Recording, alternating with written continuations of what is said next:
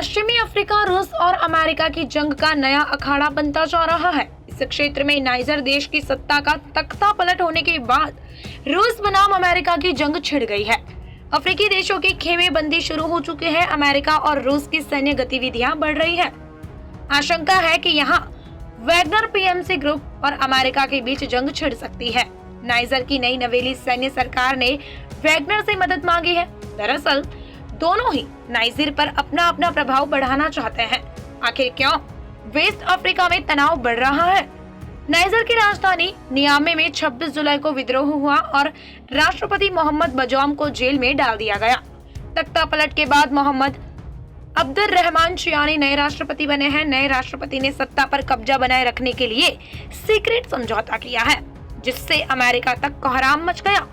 France media का दावा है कि नाइजर सैन्य सरकार ने वैगनर पीएमसी ग्रुप के साथ करार किया है। हरियाणा के नूह में 31 जुलाई को विश्व हिंदू परिषद की ओर से आयोजित पदयात्रा में पथराव के बाद हुई सांप्रदायिक हिंसा के बाद अब स्थिति सामान्य हो रही है, लेकिन इस पर सियासत अभी भी जारी है। इसी कड़ी में भारतीय कम्युनिस्ट पार्टी के 4 सदस्य हिंसा प्रभावित क्षेत्रों का दौरा करने पहुंचे। दरअसल नूह में हिंसा के बाद इसका प्रभाव हरियाणा के और जिलों में भी देखा गया। गुरुग्राम में भी नूह के बाद तनाव पैदा हुआ। ऐसे में खट्टर सरकार को कांग्रेस सहित विपक्षी दलों ने जमकर घेरा। इसी कड़ी में सीपीआई का 4 सदस्यीय प्रतिनिधि मंडल हिंसा प्रभावित क्षेत्रों का दौरा करने पहुंचा। कोटा शहर में फायरिंग आम बात है। पुलिस आरोपियों तक पहुंच भी रही है, लेकिन उसके बाद भी हथियार कहां से आ रहे हैं और युवाओं के पास तक कैसे पहुंच रहे हैं, पुलिस इस पर कोई कार्रवाई नहीं कर सकी है। कोटा में पिछले कुछ दिनों में ही कई वारदातें हो चुकी हैं। इस बार मामला कोटा के किशोरपुरा थाना क्षेत्र का है, जहां 2 बदमाश एक घर के बाहर पिस्टल से फायर कर भाग गए।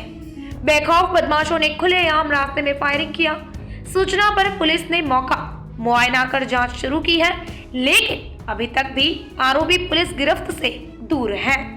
जयपुर मुंबई सुपरफास्ट एक्सप्रेस में 4 लोगों की गोली मारकर हत्या करने के आरोप में गिरफ्तार आरपीएफ कांस्टेबल चेतन सिंह ने अपराध के बाद अपनी पत्नी से फोन पर बात की थी।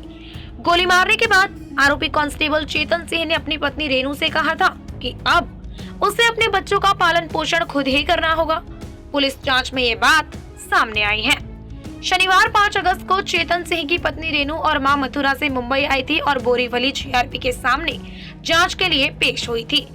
रेनू ने जांच के दौरान अपने पति के पिछले इलाज से जुड़े संबंधित दस्तावेज पेश किए थे। इन दस्तावेज में मथुरा के एक न्यूरोलॉजिकल अस्पताल की रिपोर्ट भी शामिल थी।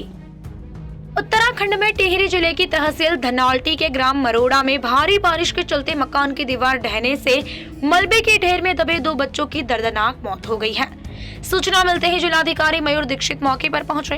घटना के बारे में जिलाधिकारी ने बताया कि भारी वर्षा के कारण गधेरे में भारी मात्रा में पानी बढ़ गया, जिससे मकान की दीवार ढह गई और एक बड़ा हादसा हो गया।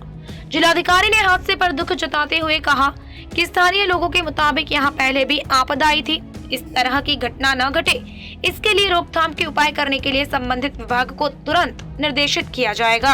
केंद्रीय गृह मंत्री व सहकारिता मंत्री अमित शाह पुणे पहुंचे हैं। उन्होंने केंद्रीय सहकारी समिति रजिस्ट्रार कार्यालय के डिजिटल पोर्टल के लॉन्च कार्यक्रम में भाग लिया। इस दौरान उन्होंने मजाकिया अंदाज में अजित पवार से कहा कि दादा, आप बहुत समय बाद आप सही जगह बैठे हैं। महाराष्ट्र के मुख्यमंत्री एकनाथ शिंदे, उप मुख्यमंत्री देवेंद्र फडणवीस और अजित पवार ने पुणे में केंद्रीय गृह मंत्री अमित शाह से मुलाकात की। शाह ने कार्यक्रम में कहा कि दादा अजित पवार उप मुख्यमंत्री बनने के बाद पहली बार आए हैं और मैं उनके साथ मंच पर पहली बार कार्यक्रम कर रहा हूं। मैं उनसे कहना चाहूंगा, दादा, आप बहुत समय बाद आप सही जगह बैठे हैं। यह जगह सही थी, लेकिन आपने बहुत देर कर दी। मणिपुर में कुकी मैतेई समुदाय के बीच हिंसा रोकने के लिए केंद्र सरकार ने सेंट्रल फोर्स की 10 और कंपनियां तैनात करने का फैसला लिया है। सीआरपीएफ की 5, बीएसएफ की 3, आईटीबीपी और एसएसबी की एक अतिरिक्त कंपनी तैनात करने का आदेश जारी किया गया। सरकार ने यह फैसला 3 अगस्त को भीड़ की तरफ से सेना के हथियार लूटने के बाद लिया। इस दिन भीड़ ने मोइरंग और नारायण सेना थाने पर हमला किया। 685 हथियार और लगभग 20,000 से ज्यादा कारतूस लूट लिए थे। जम्मू कश्मीर के कुलगाम और राजौरी में सेना और आतंकियों के बीच मुठभेड़ चल रही है। कुलगाम में 4 अगस्त से जबकि राजौरी में 5 अगस्त से एनकाउंटर जारी है। कुलगाम की घटना में 3 जवान शहीद हुए हैं, जबकि राजौरी में पिछले 24 घंटों से जारी एनकाउंटर में एक आतंकी मारा जा चुका है। 4 अगस्त को कुलगाम के हलान जंगल में आतंकियों ने सेना के टेंट पर फायरिंग की थी, जिसके बाद दोनों ओर से गोलीबारी शुरू हो गई, जो अब तक जारी है। इस घटना में शुक्रवार को 3 जवान घायल हो गए थे। तीनों को श्रीनगर के मिलिट्री हॉस्पिटल में भर्ती किया गया था। इलाज के दौरान देर रात तीनों की मौत हो गई। प्रधानमंत्री नरेंद्र मोदी ने रविवार को अमृत भारत रेलवे स्टेशन योजना को वर्चुअली लॉन्च किया। इसके तहत देश भर के 1309 रेलवे स्टेशनों को रीडेवलप किया जाएगा।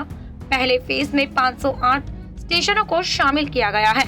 ये 508 स्टेशन देश के 27 राज्य और केंद्र शासित प्रदेशों में है। पहले चरण में उत्तर प्रदेश और राजस्थान में 55, बिहार में 49, महाराष्ट्र में 44, मध्य प्रदेश में 34, पश्चिम बंगाल में 37, असम में 32, ओडिशा में 25, पंजाब में 22 और गुजरात तेलंगाना में 21 स्टेशनों को विकसित किया जाएगा।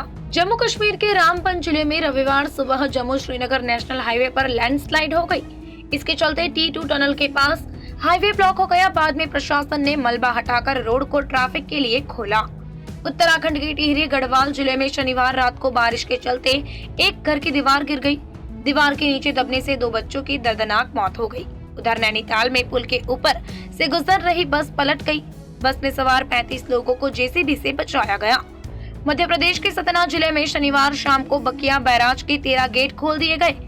इससे रीवा के तराई क्षेत्रों में बाढ़ का खतरा बढ़ गया है। यहाँ होमगार्ड और SDERF की टीमें तैनात की गई है।